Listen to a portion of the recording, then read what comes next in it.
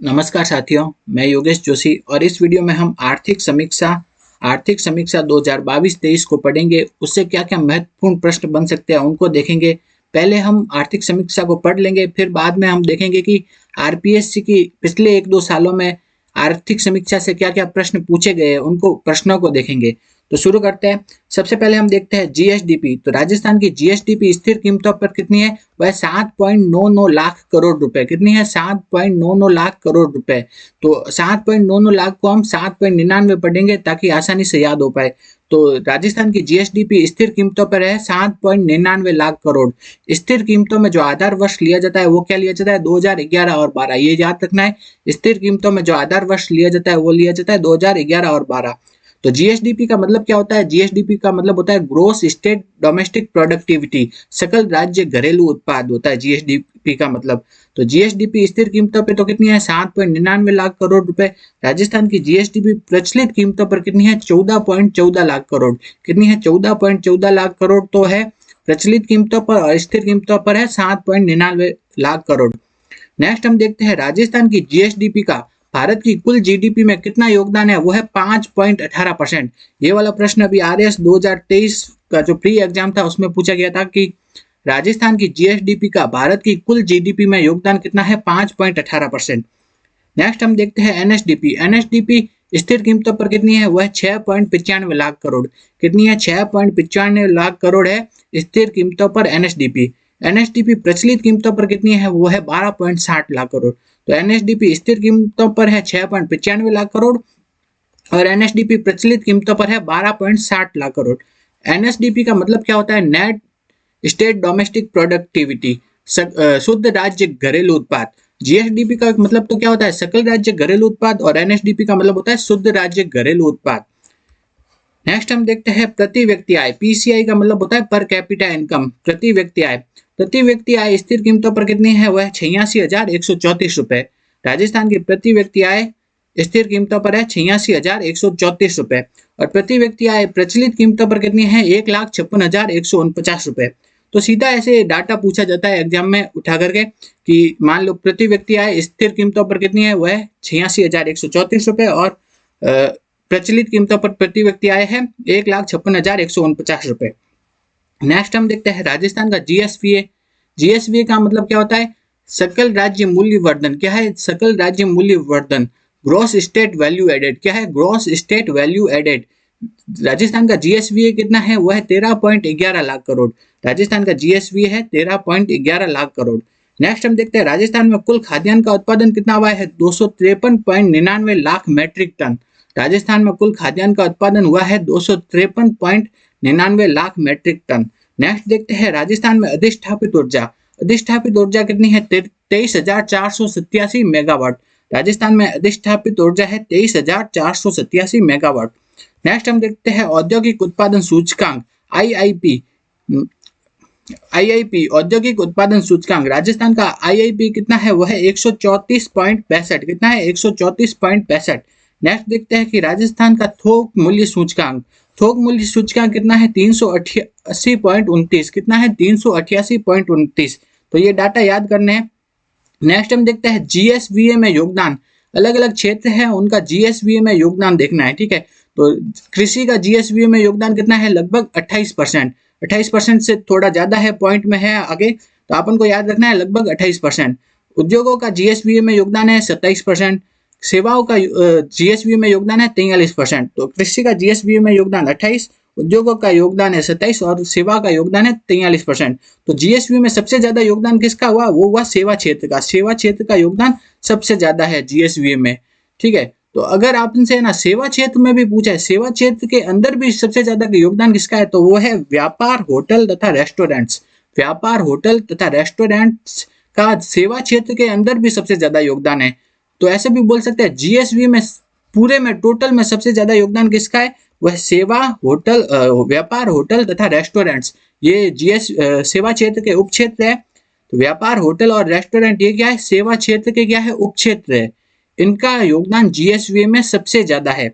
ये वाला प्रश्न अभी आरएस प्री 2023 में पूछा गया था कि जीएसवी में सर्वाधिक योगदान किसका है? वह व्यापार, होटल तथा रेस्टोरेंट्स का है। नेक्स्ट हम देखते हैं अगला प्रश्न। भू सांख्यिकी उपयोग दो भू सांख्यिकी उपयोग 2020-21 में के अनुसार राजस्थान का कुल प्रतिवेदित क्षेत्रफल कितना है? वो है 342.89 लाख हेक्टेयर। कितना है? 342.89 लाख हेक्टेयर। उसमें से आपसे ये पूछा जाता है कि शुद्ध बोया गया क्षेत्रफल कितना है राजस्थान में, तो वो है 52%। कितना है? 52। तो बोया से बोया में क्या है? बो, और 52 में भी क्या है? बा। तो इससे याद रख सकते हैं। नेक्स्ट है बंजर भूमि। बंजर भूमि कितनी है राजस्थान में? लगभग 10%। तो बंजर दंजर ऐसे याद रख सकते हैं। वानिकी, वानिकी कितना है? वानिकी का योगदान है 8%। कितना? 8%। तो वानिकी आनिकी ऐसे याद रख सकते हैं। नेक्स्ट हम देख रहे हैं कि ऊसर, ऊसर भूमि कितनी है? ऊसर भूमि है 6.91। कितनी? 6.91। कृषि के अलावा अन्य उपयोगी भूमि ये है 5.86। कितनी? 5.86% है कृषि के अलावा अन्य उपयोगी भूमि। नेक्स्ट हम देखते हैं स्थायी चारागाह या गोचर। गोचर का योगदान कितना है? वह 4.86। कितना है? 4.86%। तो इसको ऐसे याद रख सकते हैं कि गोचर, चर में क्या आ रहा है? 4। तो और इस तो गोचर का योगदान कितना होगा? 4.86। नेक्स्ट है चालू पड़त। चालू पड़त में भी क्या आ रहा है? 4। 4 आ रहा है, ठीक है। तो इसका भी योगदान होगा 4.89। इसमें भी 4 आएगा। नेक्स्ट है अन्य पड़त। अन्य पड़त का कितना है? 6.10%। तो ये सब याद करना है। नेक्स्ट हम देखते हैं कृषि गणना 2015-16 के अनुसार राजस्थान में कुल प्रचालित जोतों की संख्या कितनी थी? तो राजस्थान में कुल प्रचालित जोतों की संख्या थी वो थी 76.55 लाख जोते। तो कृषि गणना 2015-16 के अनुसार राजस्थान में कुल प्रचालित जोतों की संख्या थी 76.55 लाख जोते थी।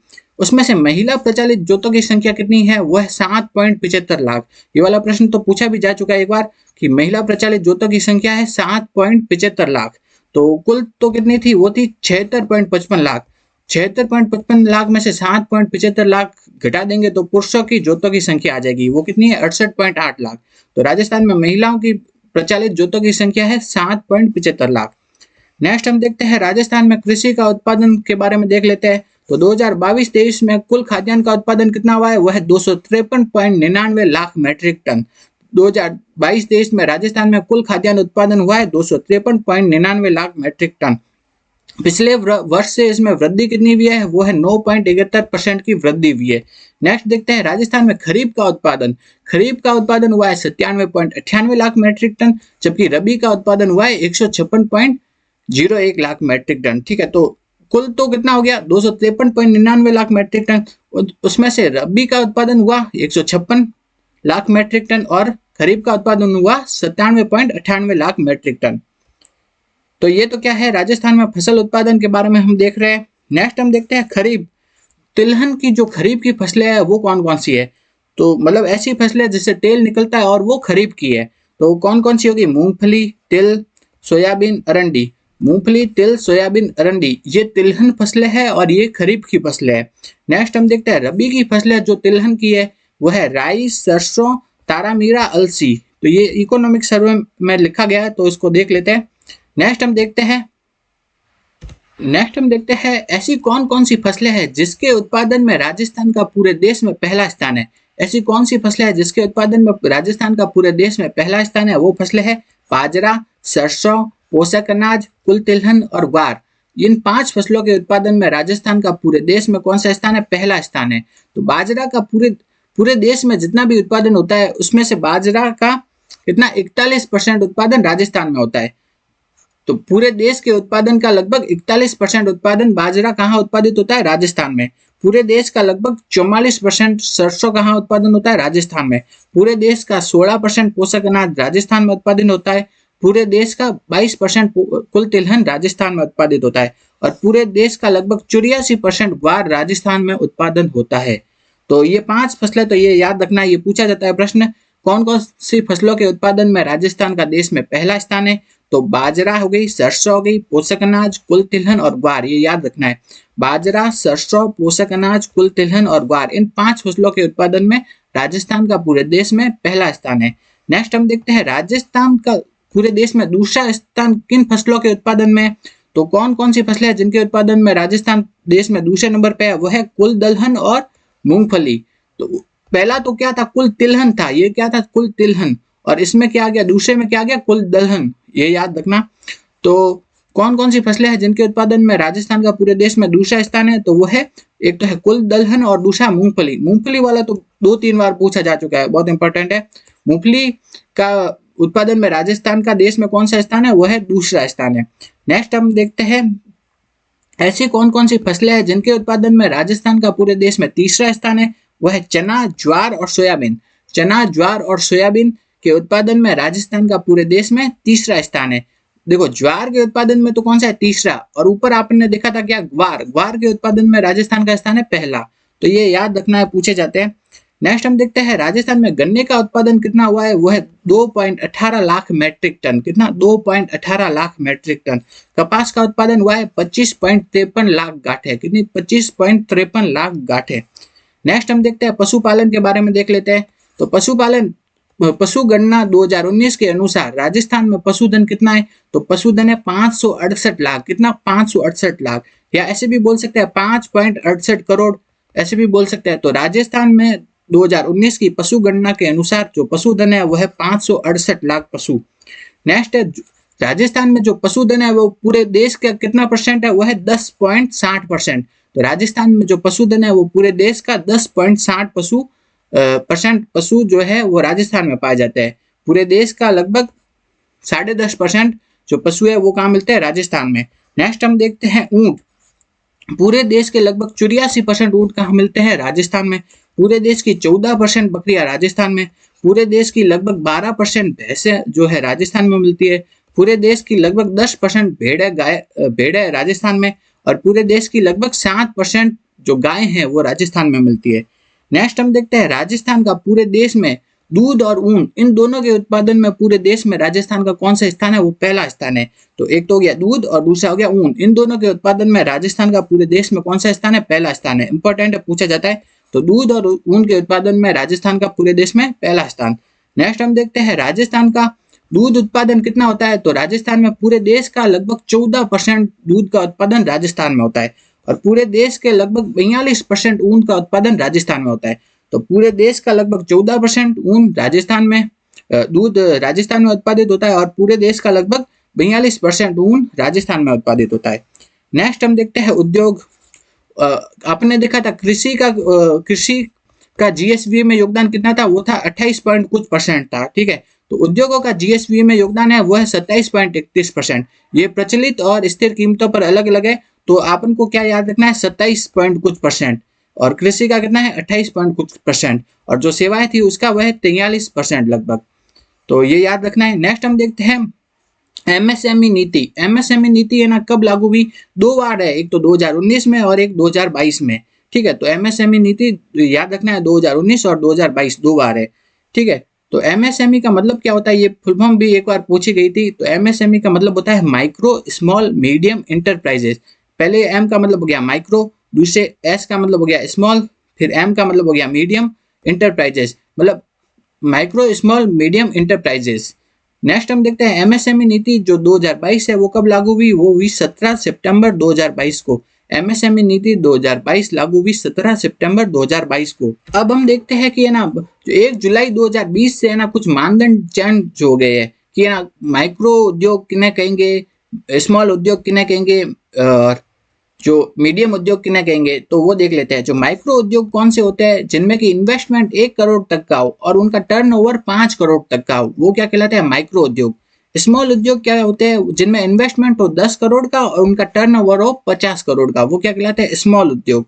मीडियम उद्योग कौन से होते हैं, जिनमें इन्वेस्टमेंट हो 50 करोड़ का और उनका टर्नओवर हो 250 करोड़ का। तो ये उनकी माइक्रो, स्मॉल और मीडियम उद्योगों की परिभाषा है। नेक्स्ट हम देखते हैं रिप्स। जैसे एमएसएमई 2 बार लागू हुई थी, एक तो 2019 2022, उसी तरह से रिप्स भी कब है, 2019 और 2022। तो एमएसएमई और रिप्स ये दोनों क्या है, 2 बार है। एक तो याद रखना है 2019 में, एक तो 2019 में और दूसरा 2022 में। तो रिप्स की फुल फॉर्म क्या है, Rajasthan investment promotion scheme. Rajasthan investment promotion scheme, तो ये है रिप्स की फुल फॉर्म। नेक्स्ट हम देखते हैं रिप्स 2022 कब लागू हुई, वो है 7 अक्टूबर 2022 को लागू हुई रिप्स 2022। तो रिप्स 2019 कब लागू हुई थी, वो है 17 दिसंबर 2019 को। नेक्स्ट है कि राजस्थान औद्योगिक विकास नीति कब लागू हुई, 2019 में। राजस्थान औद्योगिक विकास नीति लागू हुई 2019 में। अब हम देख लेते हैं रिको। रिको की परिभाषा दे रखी है आपके इकोनॉमिक सर्वे में, देख लेते हैं। तो रिको क्या होता है, रिको की फुल फॉर्म क्या है, राजस्थान स्टेट। फिर आई का मतलब है इंडस्ट्रियल डेवलपमेंट और दूसरे आई का मतलब है इन्वेस्टमेंट कॉर्पोरेशन। तो Rajasthan state industrial development and investment corporation, ये है रिको की फुल फॉर्म। क्या है, Rajasthan state industrial development and investment corporation. RIICO की स्थापना हुई थी 1980 में। नेक्स्ट देखते हैं, रिको राजस्थान में औद्योगिक विकास को गति देने वाली शीर्ष संस्था है। ये आपसे क्वेश्चन पूछ ले कि राजस्थान में औद्योगिक विकास को गति देने वाली शीर्ष संस्था कौन सी है, वो है रिको। नेक्स्ट है कि रिको राज्य में निवेश को आकर्षित करने हेतु औद्योगिक सुविधा एवं वित्तीय सहायता प्रदान करती है। तो राजस्थान में जो निवेश को बढ़ाने के लिए, इन्वेस्टमेंट को बढ़ाने के लिए रिको क्या करती है, औद्योगिक सुविधा प्रदान करती है और वित्तीय सहायता भी प्रदान करती है। तो इन्वेस्टमेंट को बढ़ाने के लिए सहायता प्रदान करती है रिको। नेक्स्ट हम देखते हैं, रिको द्वारा स्थापित agro food park, very important, पूछे जाते हैं बार बार। तो रिको द्वारा कहाँ कहाँ पे एग्रो फूड पार्क स्थापित किया है, तो रिको द्वारा 4 एग्रो फूड पार्क स्थापित किए गए। पहला कौन सा है, बोरानाड़ा जोधपुर में, दूसरा है रानपुरा कोटा में, तीसरा है उद्योग विहार गंगानगर में, चौथा है MIA अलवर में। कहाँ कहाँ पर है, बोरानाड़ा जोधपुर, रानपुरा कोटा, उद्योग विहार गंगानगर और MIA अलवर में। तो जोधपुर, कोटा, गंगानगर और अलवर में यहाँ पे रिको ने एग्रो फूड पार्क स्थापित किए। तो रानपुरा कोटा वाला जो एग्रो फूड पार्क है वो क्या है, सबसे छोटा एग्रो फूड पार्क है। तो रानपुरा कोटा वाला एग्रो फूड पार्क सबसे छोटा है। और तो इसको याद करने की ऐसे याद कर सकते हैं, कागज KAGJ, के से कोटा, ए से अलवर और जी से गंगानगर, जे से जोधपुर। तो यहाँ पे एग्रो फूड पार्क स्थापित है। नेक्स्ट है, रिको ने जापानी जोन कहाँ पे स्थापित है, जापानी जोन कहाँ कहाँ पे है ये देखते हैं, ठीक है। तो जापानी जोन कहाँ पे स्थित है, वो है नीमराना अलवर में और घिलोट अलवर में, ठीक है। तो नीमराना अलवर और घिलोट अलवर में क्या स्थित है, जापानी जोन। ये भी क्वेश्चन पूछा जाता है कि नीमराना अलवर और घिलोट अलवर में है जापानी जोन स्थित। नेक्स्ट हम देखते हैं मेगा फूड पार्क। नेक्स्ट हम देखते हैं मेगा फूड पार्क। पहले तो हमने देखा था एग्रो फूड पार्क, ये है मेगा फूड पार्क। राजस्थान का पहला मेगा फूड पार्क कौन सा है, वह है green tech mega food park, जो कि कहाँ स्थित है, रूपनगढ़ अजमेर में स्थित है। राजस्थान का पहला मेगा फूड पार्क है green tech mega food park, जो कि है रूपनगढ़ अजमेर में। राजस्थान का दूसरा मेगा फूड पार्क जो अभी निर्माणाधीन है, अभी बनेगा, वो कहाँ पे बनेगा, पलाना बीकानेर में, उसका नाम है Shri Ram mega food park. तो राजस्थान का जो मेगा फूड पार्क वो कहाँ स्थित है, green tech mega food park है रूपनगढ़ अजमेर में। नेक्स्ट हम देखते हैं राजस्थान में स्पाइस पार्क। स्पाइस पार्क कहाँ पे है, वो है रामपुरा भाटिया जोधपुर में तथा रामगंज मंडी कोटा में स्थित है स्पाइस पार्क। नेक्स्ट हम देखते हैं ऑक्सीजन सिटी पार्क कहाँ पे स्थित है, तो वो स्थित है कोटा में। कहाँ स्थित है, कोटा में। नेक्स्ट हम देखते हैं खाद्य एवं कृषि प्रसंस्करण क्षेत्र कहाँ पे बना है, वो है तिवरी जोधपुर में। रिको द्वारा खाद्य एवं कृषि प्रसंस्करण क्षेत्र कहाँ पे स्थापित किया गया है, तिवरी जोधपुर में। नेक्स्ट ये देख लिया है जापानी जोन कहाँ स्थित है, नीमराना अलवर और घिलोट अलवर में स्थित है। नेक्स्ट हम देखते हैं SEZ यानी स्पेशल इकोनॉमिक जोन, इसे शॉर्ट में क्या कहा जाता है, सेज। क्या कहा जाता है, SEZ, the special economic zone, विशेष आर्थिक क्षेत्र, उसके बारे में देखते हैं। तो राजस्थान में विशेष आर्थिक क्षेत्र कहाँ कहाँ पे स्थापित है, पहला है वो बोरानाड़ा जोधपुर में, वो किसके लिए है, हैंडीक्राफ्ट के लिए। ये राजस्थान का पहला सेज था। नेक्स्ट है कि सेज 1 और सेज 2 ये दोनों कहाँ पे स्थित है, ये दोनों स्थित है सीतापुरा जयपुर में। ये दोनों जेम्स एंड ज्वेलरी से संबंधित है। नेक्स्ट देखते हैं महिंद्रा वर्ल्ड सिटी सेज। तो महिंद्रा सेज कहाँ पे स्थित है, कालवाड़ जयपुर में स्थित है। महिंद्रा सेज कहाँ स्थित है, वो है जयपुर में। यह IT, engineering, handicraft, James and jewellery इत्यादि सब चीजों के लिए है महिंद्रा सेज। नेक्स्ट हम देखते हैं सोमानी सेज। सोमानी सेज कहाँ है, वो है खुसखेड़ा भिवाड़ी में। सोमानी सेज है खुसखेड़ा भिवाड़ी में। यह इलेक्ट्रॉनिक हार्डवेयर, सॉफ्टवेयर इत्यादि के लिए फेमस है। नेक्स्ट हम देखते हैं वाटिका सेज। वाटिका सेज कहाँ है, जयपुर में। यह IT से संबंधित है। RNB इंफ्रास्ट्रक्चर सेज, ये इंपॉर्टेंट है। RNB सेज कहाँ है, वो है बीकानेर में। ये किसके लिए, टेक्सटाइल और ऊनी गलीचों के लिए है।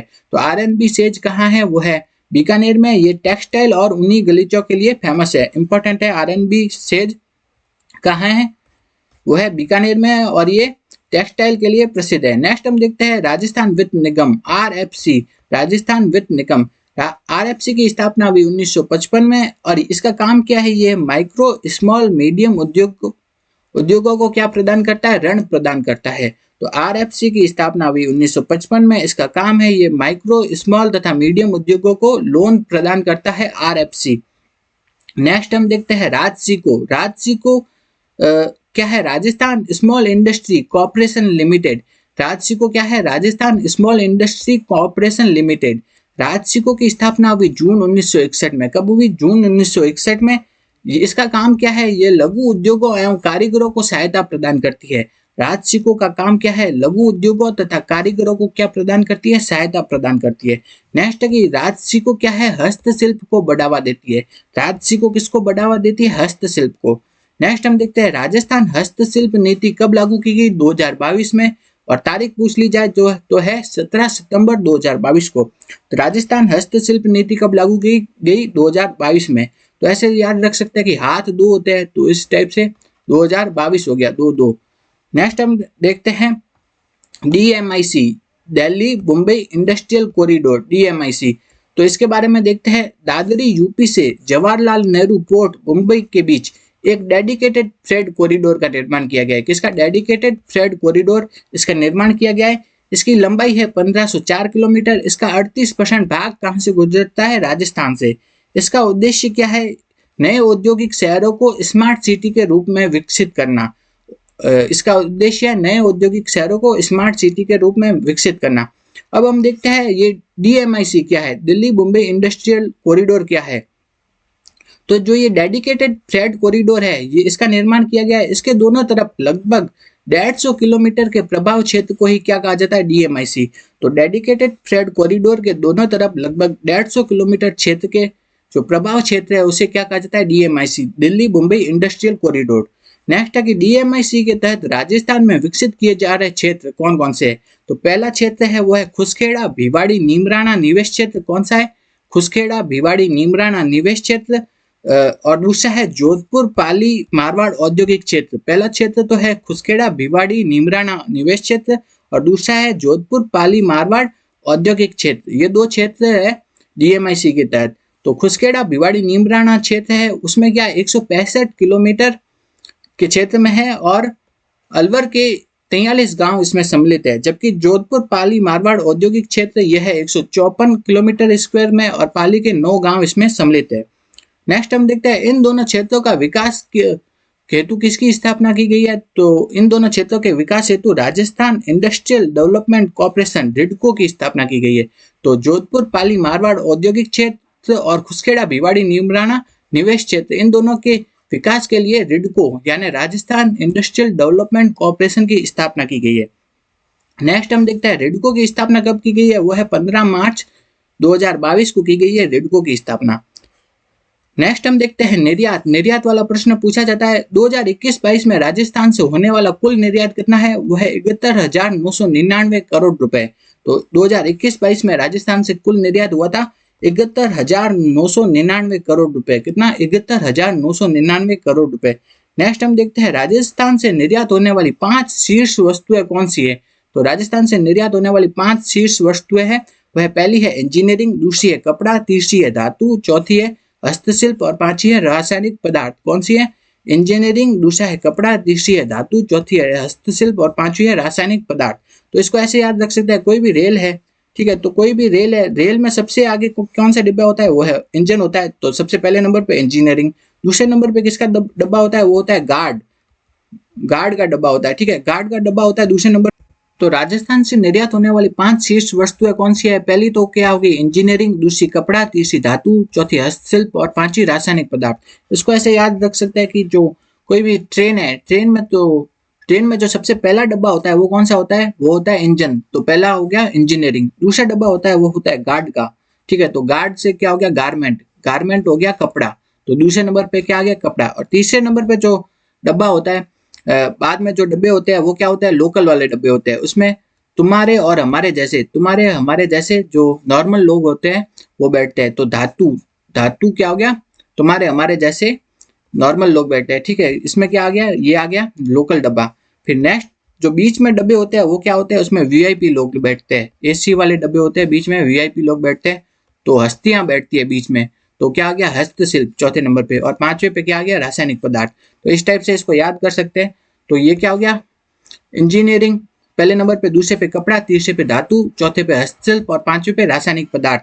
तो निर्यात होने वाली 5 शीर्ष वस्तुएं कौन सी है? वो है पहले नंबर पे इंजीनियरिंग कपड़ा, तीसरे पे है धातु, फिर हस्तशिल्प और पांचवे पे है रासायनिक पदार्थ। नेक्स्ट हम देखते हैं ये 5 वस्तुएं हैं, इनका राजस्थान से होने वाले कुल निर्यात में कितना योगदान है? 60% का योगदान है। इन 5 वस्तुओं का राजस्थान से होने वाला कुल निर्यात है उसमें कितना योगदान है? 60% का। नेक्स्ट हम देखते हैं मिशन निर्यातक बनो। मिशन निर्यातक बनो कब लागू हुआ? वो है 29 जुलाई 2021 को। मिशन निर्यातक बनो का दूसरा चरण कब हुआ? वो है 5 दिसंबर 2022 को। तो मिशन निर्यातक बनो है 29 जुलाई 2021 को, जबकि इसका दूसरा चरण है वो है 5 दिसंबर 2022 को।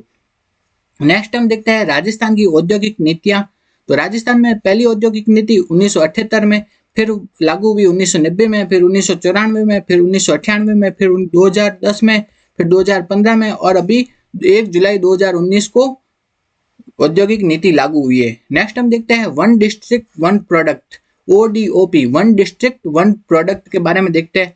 तो जो गवर्नमेंट ने निर्यात को बढ़ाने के लिए क्या लागू किया है? ODOP। तो हर एक डिस्ट्रिक्ट के लिए एक स्पेसिफिक प्रोडक्ट है।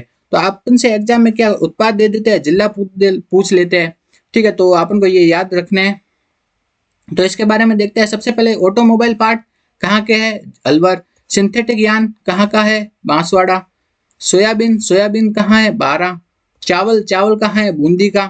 नेक्स्ट है ईसबगोल, ईसबगोल कहाँ का है? बाड़मेर का। खाद्य तेल तथा शहद कहाँ का है? भरतपुर का। खाद्य तेल तथा शहद है भरतपुर का। नेक्स्ट है रेडीमेड गारमेंट या डेनिम, डेनिम कहाँ का है? भीलवाड़ा का। सिरेमिक, सिरेमिक कहाँ का उत्पाद है? बीकानेर का। वुड प्रोडक्ट, वुड प्रोडक्ट है चूरू। मिल्क पाउडर या दूध कहाँ का है? वो है धौलपुर। वारगम, वारगम कहाँ है? हनुमानगढ़ में। जेम्स एंड ज्वेलरी तथा ब्लू पॉटरी कहाँ है? जयपुर। येलो मार्बल कहाँ है? जैसलमेर। मसाले तथा मोजड़ी जूती कहाँ है? जालोर। मेहंदी कहाँ की है? वो है पाली की। टेराकोटा कहाँ का है? वो है राजसमंद का। टूरिज्म कहाँ का जो है वो है सवाई माधोपुर। साइलियम हस्क वो है सिरोही। थेवा कला तथा लहसुन है वो है प्रतापगढ़। थेवा कला तथा लहसुन है प्रतापगढ़। ये हो गए ODOP। नेक्स्ट हम देखते हैं Rajasthan state mines and minerals limited, RSMML। इसकी स्थापना हुई 30 अक्टूबर 1974 को। कब हुई? 30 अक्टूबर 1974। नेक्स्ट है कि राजस्थान में एम सैंड पॉलिसी। तो एम सैंड नीति कब लागू हुई? 2020 में। मैन्युफैक्चर्ड सैंड वो हुई कब हुई? 2020 में। नेक्स्ट हम देखते हैं ऊर्जा के संसाधन। ऊर्जा के संसाधन कितने प्रकार के होते हैं? 2 प्रकार के, एक तो परंपरागत, दूसरा गैर परंपरागत। परंपरागत ऊर्जा के संसाधन होते हैं वो क्या होते हैं? एक बार खत्म होने के बाद वापस से इनका निर्माण नहीं हो पाता, तो इससे क्या कहा जाता है? अनवीकरणीय। क्या? अनवीकरणीय, अनवीकरणीय संसाधन कहा जाता है, ठीक है। और परंपरागत गैर परंपरागत संसाधन है वो एक बार खत्म होने के बाद उन्हें वापस से उत्पादित किया जा सकता है, तो ये क्या कहलाते हैं? नवीकरणीय।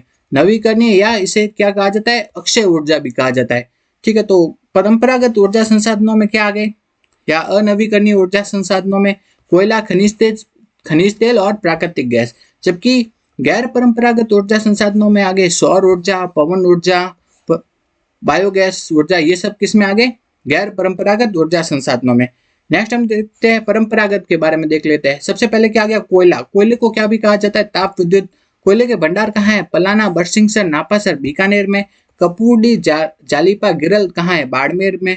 मेड़ता रोड कहाँ है? नागौर में। यहाँ पे कोयले के भंडार है।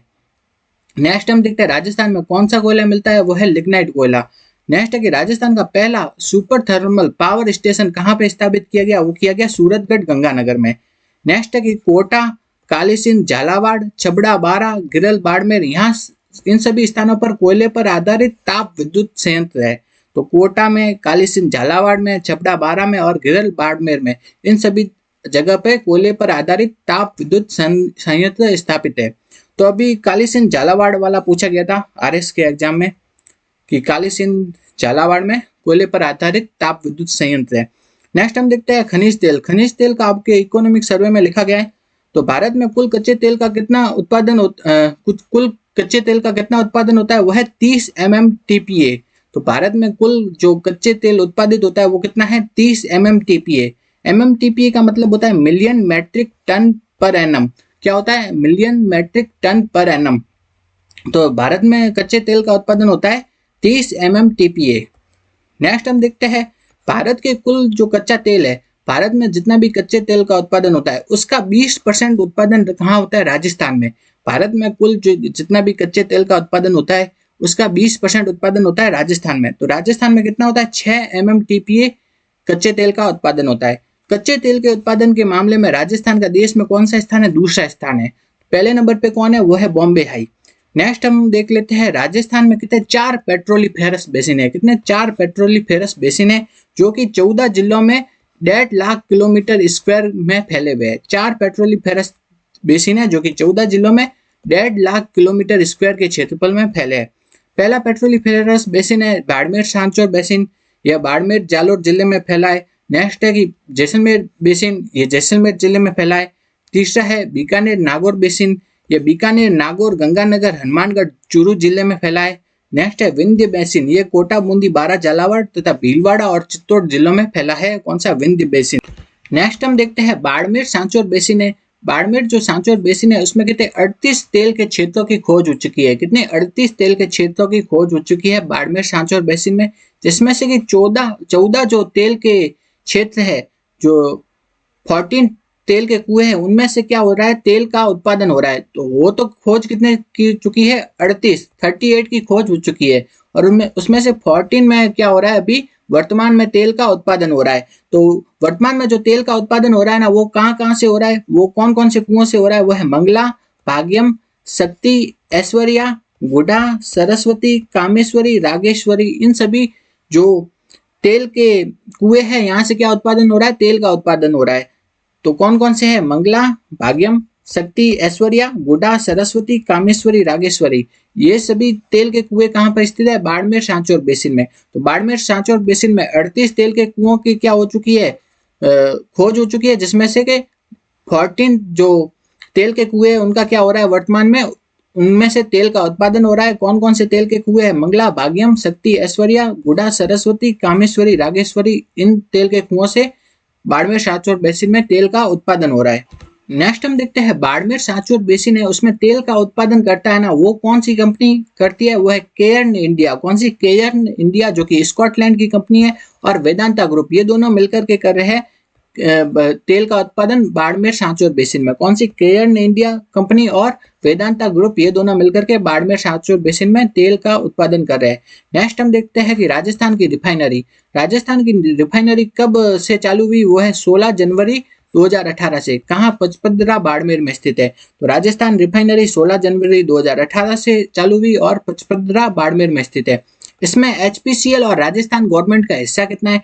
HPCL का हिस्सा है 74% और जो राजस्थान गवर्नमेंट का हिस्सा है वो 26%। ये प्रश्न पूछा गया है और पूछा भी जाता है बार बार कि HPCL का हिस्सा है 74 और जो राजस्थान गवर्नमेंट का हिस्सा है वो है 26%। किसमें? राजस्थान रिफाइनरी में। नेक्स्ट हम देखते हैं जैसलमेर का जो बागेवाला है, वहां से भारी तेल का उत्पादन होता है। किसका? भारी तेल का उत्पादन होता है जैसलमेर के बागेवाला से। नेक्स्ट हम देख लेते हैं प्राकृतिक गैस। तो प्राकृतिक गैस के भंडार कहाँ कहाँ से मिले राजस्थान में? वो है सागड़, घोटारू, मनिहारी टिब्बा, तनोट डांडेवाला गमनेवाला, रामगढ़ चिमनेवाला सादेवाला, कमलीताल, बागी टिब्बा, भाकरी टिब्बा, राजेश्वरी। इन सभी जगह से क्या है? प्राकृतिक गैस के भंडार प्राप्त हुए। कौन कौन सा है? सागड़, घोटारू, मनिहारी टिब्बा, तनोट डांडेवाला गमनेवाला, रामगढ़ चिमनेवाला सादेवाला, कमलीताल, बागी टिब्बा, भाकरी टिब्बा, राजेश्वरी। इन सभी जगह से क्या है? प्राकृतिक गैस का भंडार हुआ है। ये जैसलमेर में स्थित है स्थान ये सब। नेक्स्ट हम देख लेते हैं जैसलमेर के रामगढ़ में, बारा के अंता में तथा धौलपुर में प्राकृतिक गैस पर आधारित विद्युत संयंत्र लगाए गए हैं। तो जैसलमेर के रामगढ़ में है, बारा के अंता में है और धौलपुर में तो गैस से बिजली बनाने के संयंत्र है। नेक्स्ट हम देखते हैं राजस्थान में कुल अधिष्ठापित ऊर्जा की मात्रा कितना ही है? वह है 23,487 मेगावाट। इंपॉर्टेंट है, पूछा जाता है। राजस्थान में कुल अधिष्ठापित ऊर्जा की मात्रा है 23,487 मेगावाट।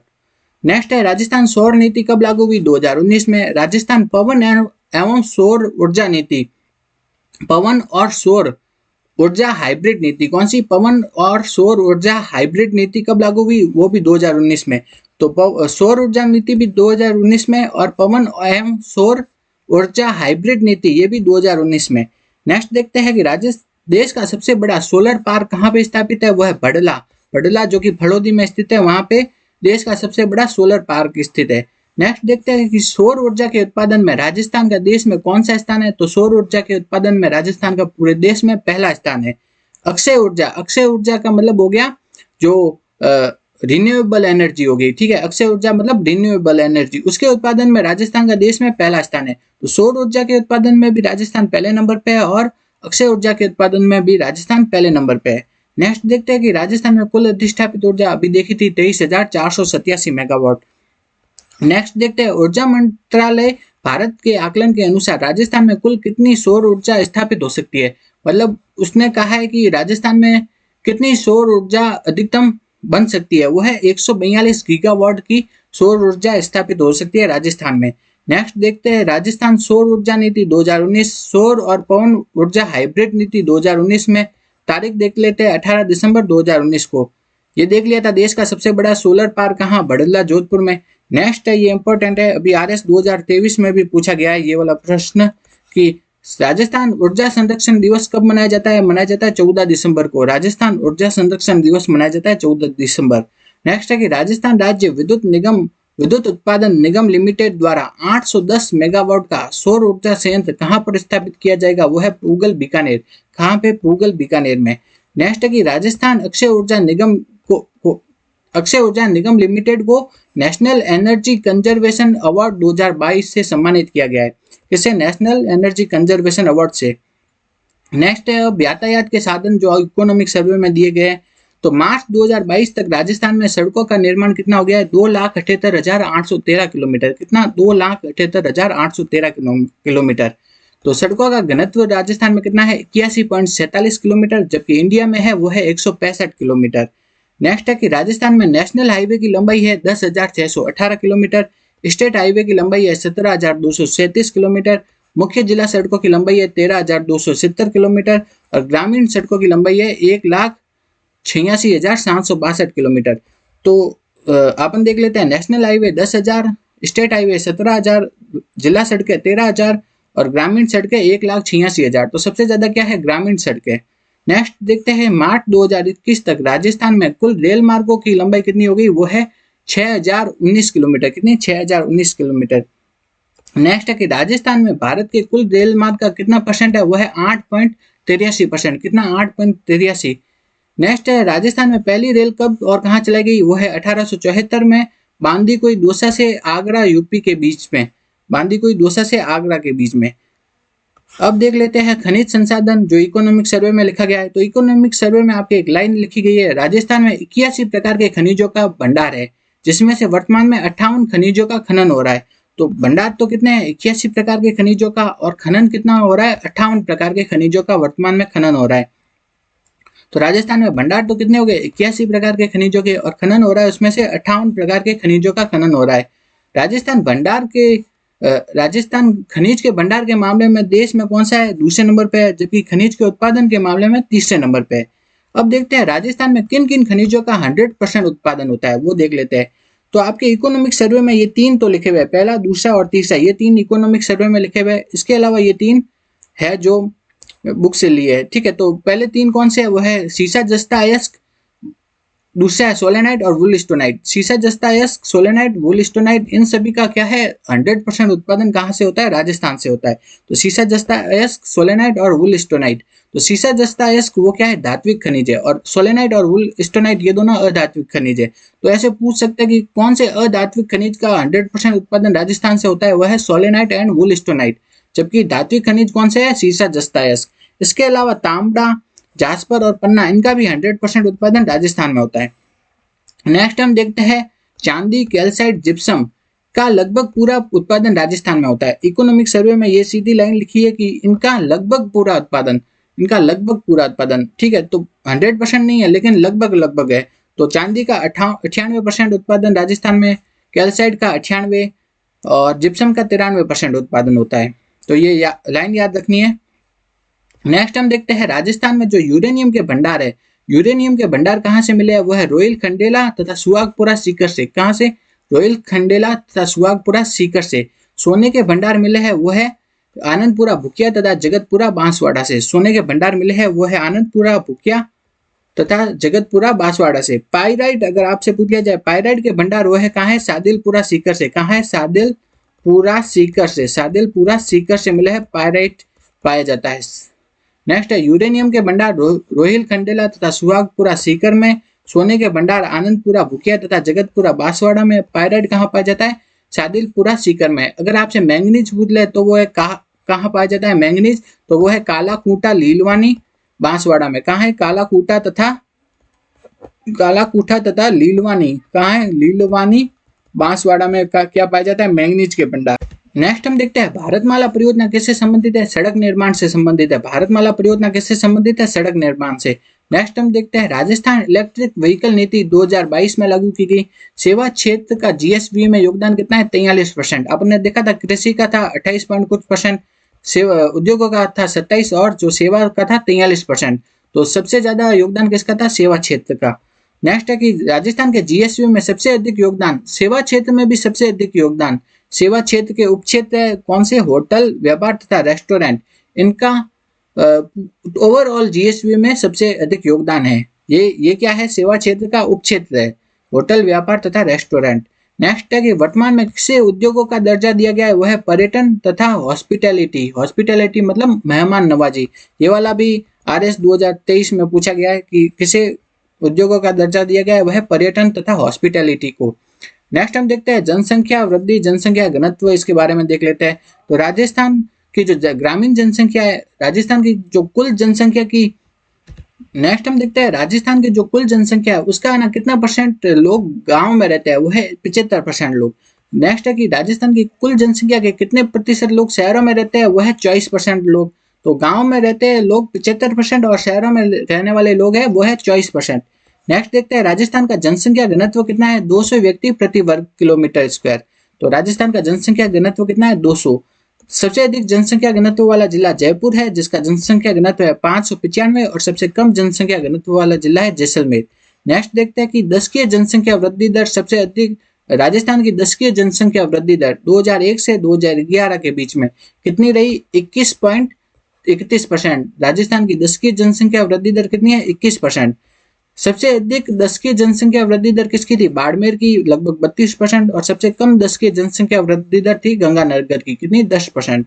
ये गंगानगर वाला क्वेश्चन भी आरएस 2023 में पूछा गया है। नेक्स्ट है कि किन जिलों में अधिकांश जनसंख्या शहरों में रहती है? तो वो है कोटा, जयपुर, अजमेर और जोधपुर। कोटा, जयपुर, अजमेर और जोधपुर, इन जिलों की अधिकांश जनसंख्या कहाँ रहती है? शहरों में। कोटा की 60% जनसंख्या शहरों में, जयपुर की 52, अजमेर की 40 और जोधपुर की 34% जनसंख्या कहाँ रहती है? शहरों में। नेक्स्ट देखते हैं कि कौन से जिले हैं जिनमें अधिकांश जनसंख्या कहाँ रहती है? गांव में। तो डूंगरपुर, बाड़मेर, बांसवाड़ा और प्रतापगढ़। पहले नंबर पे है डूंगरपुर, दूसरे पे बाड़मेर, तीसरे पे बांसवाड़ा और चौथे पे प्रतापगढ़। इनकी अधिकांश जनसंख्या कहाँ रहती है? गांव में रहती है। तो अपन से एक बार ये क्वेश्चन पूछा गया था कि ऐसे कौन सा जिला है जिसकी मैक्सिमम जनसंख्या शहरों में रहती है? वो है कोटा। तथा ऐसा कौन सा जिला है जिसकी मैक्सिमम जनसंख्या गांव में रहती है? वो है डूंगरपुर। तो इन दोनों के बारे में पूछा गया था प्रश्न। नेक्स्ट है कि राजस्थान में साक्षरता दर देख लेते हैं। तो राजस्थान की साक्षरता दर है 66.1%। राजस्थान में पुरुषों की साक्षरता है 79.2, महिला साक्षरता है 52.1। राजस्थान में ग्रामीण साक्षरता है 61.4 तथा शहरी साक्षरता है 79.7। राजस्थान का सबसे अधिक साक्षर जिला है वो है कोटा और सबसे कम साक्षर जिला है वो है जालोर। तो सबसे अधिक साक्षर जिला कोटा और सबसे कम साक्षर जिला जालोर। नेक्स्ट देखते हैं कि सर्वाधिक शहरी साक्षरता वाला, वो तो ओवरऑल था, अभी देखते हैं शहरी। तो सर्वाधिक शहरी साक्षरता वाला जिला है उदयपुर और सबसे कम शहरी साक्षरता वाला जिला है वो है नागौर। नेक्स्ट है कि 2001 से 2011 के बीच सर्वाधिक साक्षरता वृद्धि दर कहाँ हुई? वो है डूंगरपुर में। ये इंपॉर्टेंट है इस बार कि 2001 से तथा 2011 के बीच में सर्वाधिक साक्षरता वृद्धि दर कहाँ पे हुई? वो है डूंगरपुर में हुई थी। नेक्स्ट है राजस्थान का लिंगानुपात। राजस्थान का लिंगानुपात कितना है? वो है 928। कितना है? 928 है। भारत का लिंगानुपात है वो है 943। तो अगर एक बार ये प्रश्न पूछा गया था कि राजस्थान का लिंगानुपात भारत से कितना कम है? तो वो है 15। तो 943 में से 928 घटा देंगे तो कितना आ जाएगा? 15। नेक्स्ट देखते हैं कि लिंगानुपात के मामले में राजस्थान का भारत में स्थान है 21वां स्थान है। लिंगानुपात के संदर्भ में राजस्थान का भारत में स्थान है 21वां। राजस्थान का शहरी लिंगानुपात है 914 और राजस्थान का ग्रामीण लिंगानुपात है 933। तो राजस्थान का जो ग्रामीण लिंगानुपात है वो ज्यादा है। नेक्स्ट देखते हैं राजस्थान का बाल लिंगानुपात है 888, तो कितना है 888। नेक्स्ट देखते हैं राजस्थान का सर्वाधिक लिंगानुपात वाला जिला डूंगरपुर है जिसका लिंगानुपात है 994, और सबसे कम लिंगानुपात वाला जिला है धौलपुर जिसका लिंगानुपात है 846। अगला प्रश्न है सर्वाधिक शहरी लिंगानुपात वाला जिला कौन सा है, वो है टोंक जिसका लिंगानुपात है 985। सबसे कम शहरी लिंगानुपात वाला जिला है जैसलमेर। ये तो क्या हो गया शहरी वाला, और पहले देखा था वो था क्या ओवरऑल। नेक्स्ट है कि राजस्थान का बाल लिंगानुपात है 888, शहरी बाल लिंगानुपात है वो है 874 तथा ग्रामीण बाल लिंगानुपात है वो है 892। सबसे अधिक शहरी बाल लिंगानुपात वाला जिला नागौर तथा सबसे कम शहरी बाल लिंगानुपात वाला जिला है धौलपुर। अगर आपको हमारा ये वीडियो अच्छा लगा तो वीडियो को लाइक करो, ज़्यादा से ज़्यादा शेयर करो और हमारे यूट्यूब चैनल को सब्सक्राइब करो। Thank you.